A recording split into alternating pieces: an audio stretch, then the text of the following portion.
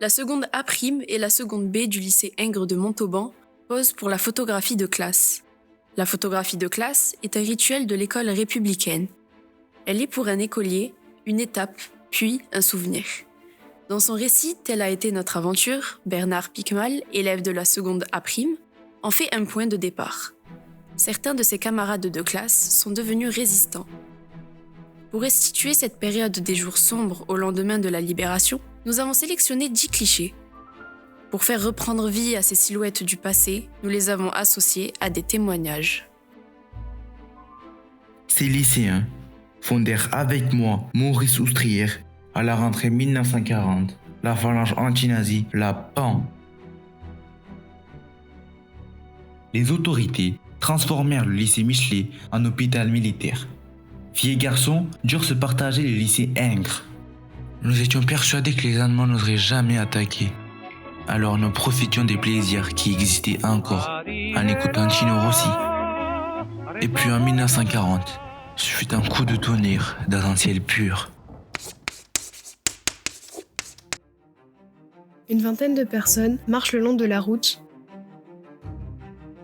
Une vieille dame pousse un landau encombré de paquets. Les autres, même les enfants, portent de lourdes valises ou de gros sacs. Toutes ces personnes baissent la tête ou pleurent. Adrienne Jouglar demande à ses élèves, au printemps 1941, de dessiner les événements dramatiques de juin 1940. Régine Laurençou choisit de représenter la fuite de sa famille, qui n'a trouvé ni train, ni voiture, et qui est obligée de fuir à pied. C'est l'exode. J'habitais à l'époque dans la Marne, avec ma mère, directrice d'école. Les Allemands étaient à nos portes. Nous sommes partis en voiture, avec mes parents, mes frères et sœurs, chez mon autre sœur, institutrice dans l'Aube. Nous voulions ensuite aller dans le Lot, chez mes grands-parents, mais tout le monde ne tenait pas dans la voiture. Mon père nous a donc déposés dans Lyon, puis il est reparti chercher le reste de la famille. Quand les avions ennemis sont arrivés, les bombes étaient lancées au-dessus de nous. C'était vraiment la débâcle. Nous avons finalement atteint le Lot, en poussant la voiture sur les derniers kilomètres. À la rentrée scolaire, en octobre, ma mère a reçu un ordre de réquisition. Il fallait rouvrir les classes. Cette débâcle massive prend le nom d'exode. Le 17 juin, le maréchal Pétain déclare qu'il faut cesser les combats. C'est la défaite. Au nord, des établissements scolaires sont réquisitionnés par l'occupant allemand. Au sud, les départements d'accueil sont débordés par l'afflux des réfugiés. Au centre de la couverture du magazine, une photographie qui illustre le sujet de la semaine, la rentrée des classes. Nous sommes dans une classe mixte de la commune de l'Aisole, proche de Vichy. Une élève, debout, est interrogée. Le maréchal Pétain, entouré d'officiels, est le maître d'école. À travers cette mise en scène, il diffuse sa vision de l'école. Dès 1934, il s'imagine ministre de l'Éducation nationale. Dès l'été 1940, nouveau chef de l'État, Pétain accuse l'école républicaine et ses valeurs, liberté, égalité, laïcité, d'être responsable de la défaite du pays. L'instituteur voilà l'ennemi.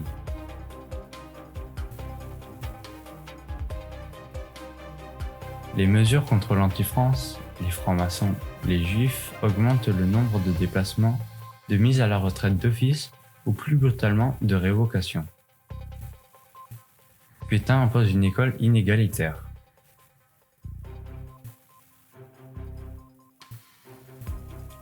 Pour les élèves les plus pauvres, la priorité est d'apprendre un métier manuel. La laïcité est attaquée avec le retour du catéchisme.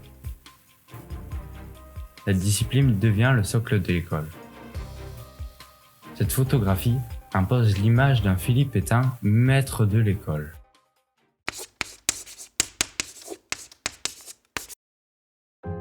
Sur une estrade, derrière son bureau, un professeur, âgé, sourit en manipulant des paquets.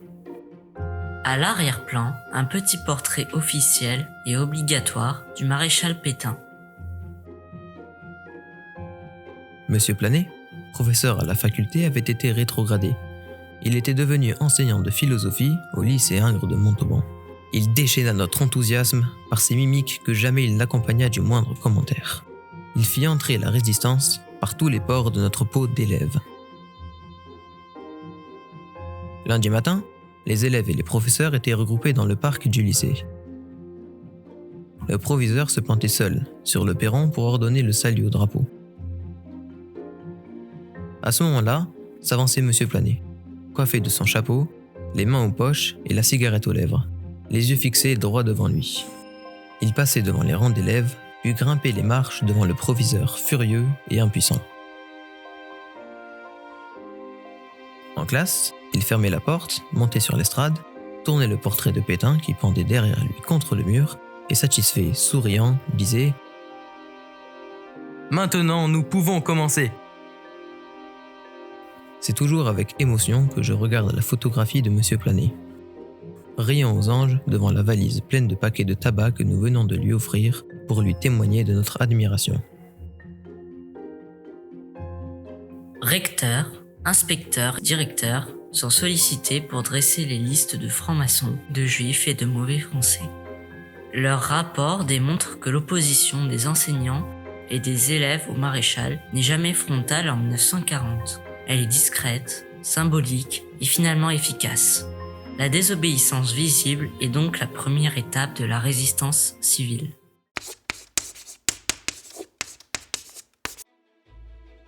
Un homme en civil fait office de porte-drapeau. Derrière lui, plusieurs rangs d'hommes, portant le même calot, encadrent une immense couronne funéraire. À l'arrière-plan, une colonne mauriste typiquement parisienne.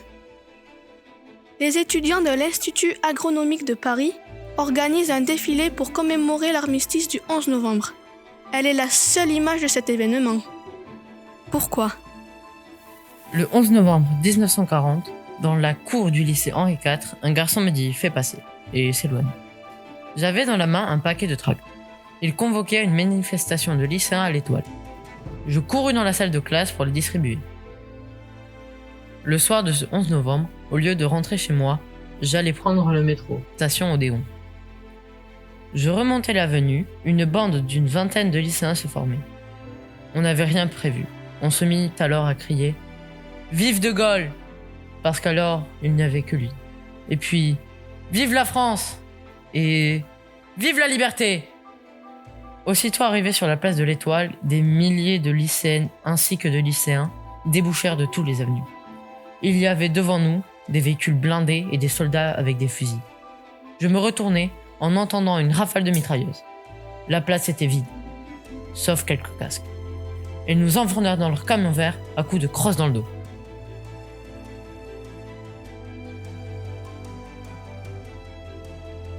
La manifestation du 11 novembre 1940 est le premier acte collectif de résistance. La commémoration de la victoire de 1918 a été interdite par les autorités allemandes et françaises. Une dure répression est organisée par les autorités allemandes et françaises. Les journaux censurés ne diffusent aucune photographie de l'événement.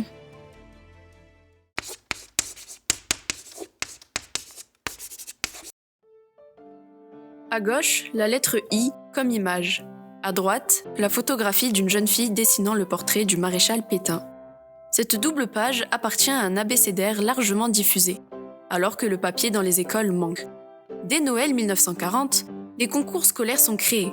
Il faut dessiner Pétain ou lui écrire des témoignages de reconnaissance. Les bons élèves reçoivent une lettre manuscrite du maréchal, un culte de la personnalité se met en place. L'école de Vimpel était mixte, mais nous étions toujours au moins 35 élèves, tous niveaux scolaires confondus, avec un seul instituteur. Les élèves qui passaient le certif l'aidaient à faire la classe. Tout le monde était en blouse. Le matin, nous allions à l'école à pied. Nos cartables étaient en carton bouilli, le cuir étant réservé pour les chaussures. Nous devions faire les corvées de bois pour le poêle de la classe. La guerre a eu un impact sur l'école. On trouvait des tranchées pour se mettre à l'abri. On nous faisait chanter « Maréchal, nous voilà !» Dans les leçons de morale, on nous disait qu'il était le sauveur de la France. Pétain a été apprécié jusqu'en 1942. Forger un bon travailleur, un bon père de famille et un bon soldat. l'école doit créer un homme nouveau. Pour y parvenir, on développe l'éducation sportive et les figures du paysan et de l'artisan. Les filles sont formées pour être de futures ménagères. Cuisine, hygiène, jardin et enfants sont des horizons fixés par décret. Vichy prétend développer l'instruction civique. On organise des campagnes contre les pénuries où on demande aux écoles d'adopter des prisonniers de guerre. Pour lutter contre les pénuries, les écoliers et leurs instituteurs sont sollicités pour éliminer les dorifores dans les champs ou pour ramasser des fruits sauvages. À l'école, malgré la peur de délation, la grande majorité des enseignants fait preuve d'inertie ou de résistance. La révolution nationale est en échec.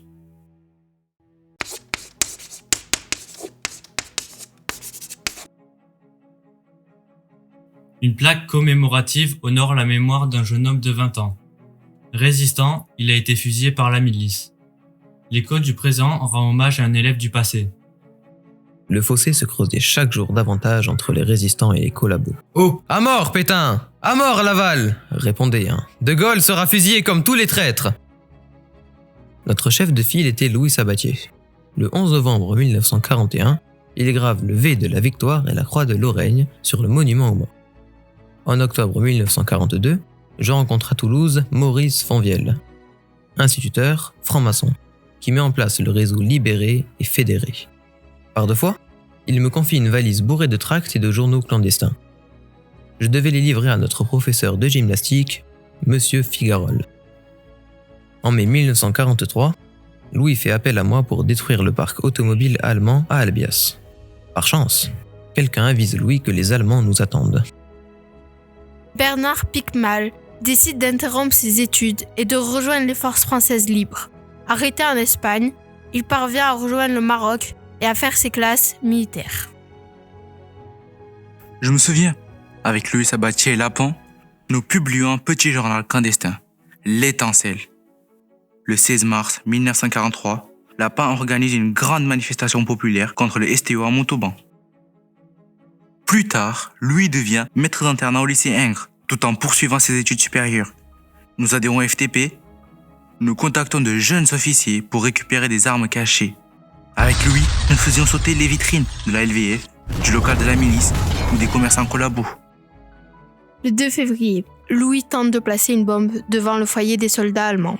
Intercepté par un policier français, il y tire dessus. Arrêté, malgré la torture, Louis ne dénonce personne. L'école est un vivier important pour la résistance. Élèves ou enseignants initient des mouvements, des réseaux et des organisations clandestines. En milieu rural, l'instituteur peut devenir chef du maquis, du fait de ses capacités d'encadrement. Certains enseignants et élèves choisissent de rejoindre Londres et participent à la création de l'école de la France libre. L'arrestation, la torture, la déportation ou l'exécution frappent de nombreux enseignants et élèves.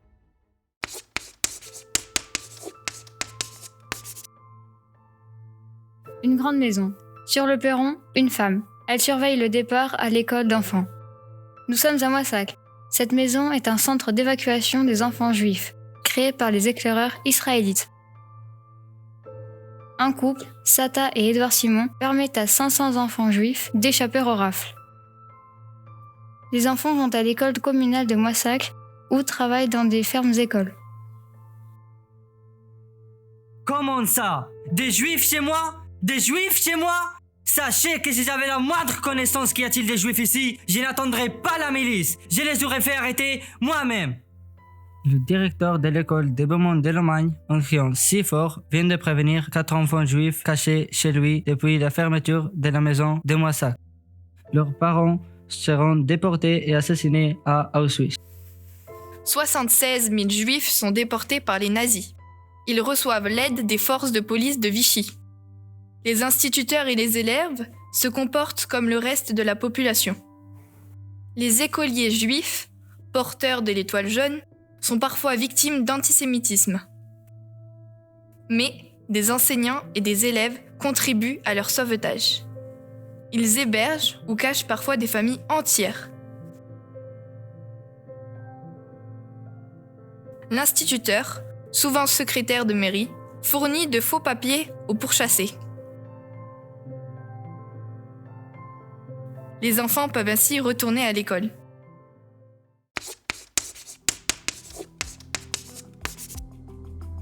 Un groupe de jeunes, joyeux, regarde des journaux. À l'arrière-plan, le dôme du Panthéon. Nous sommes à Paris. Ces lycéens viennent d'obtenir leur bac, dans des conditions très difficiles. Les épreuves ont commencé début juin, quelques jours avant le débarquement en Normandie. J'arrive à Caen pour passer le bac, et je rencontre des difficultés pour le préparer. Notre professeur d'anglais a été déporté en Allemagne. Je passe les examens, ils sont plusieurs fois interrompus par les bombardements. Et finalement, les copies brûlent dans l'incendie. Alors, je dois repasser les épreuves. Sous les bombardements, je n'ai pas voulu passer mon bac. Je ne savais pas où j'en étais scolairement. Un jour, il y a eu les Anglais à la place des Allemands. On était libérés. J'ai repris mes études en 1945 et ouf, j'ai enfin eu mon bac. L'enseignement secondaire est redevenu payant. Le bac est réservé aux plus riches. Il permet d'accéder à l'université et aux professions de l'élite. C'est pourquoi autant de jeunes prennent des risques pour l'obtenir. Les combats de la libération imposent une seconde session, organisée en octobre. La commission du riz du gouvernement provisoire réfléchit à un baccalauréat basé sur le contrôle continu et ouvert au plus grand nombre d'élèves.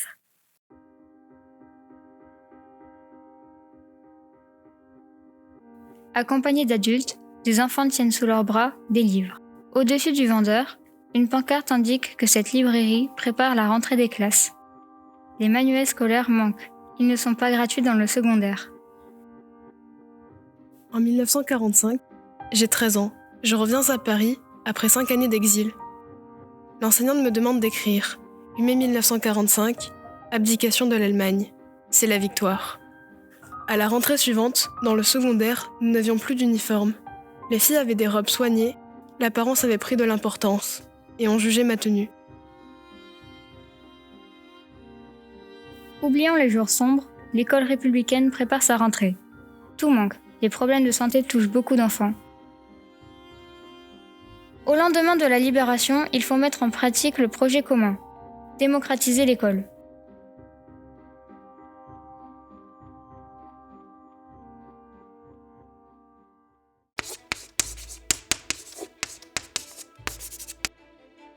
Que voyons-nous? La revue, l'école et la nation appartient au Parti communiste français. Ce numéro est consacré au plan de réforme de l'enseignement. Paul Langevin et Henri Wallon ont présidé la construction de ce plan. Tous les enfants passeront par les mêmes établissements et iront à l'école obligatoirement jusqu'à 18 ans. En cycle élémentaire, ils recevront tous la même instruction. Le cycle d'orientation déterminera les goûts et les aptitudes de chacun. Le troisième cycle serait celui de la détermination qui offrira 3 possibilités. Notre rapport va être diffusé très largement dans le pays tout entier afin qu'il soit discuté.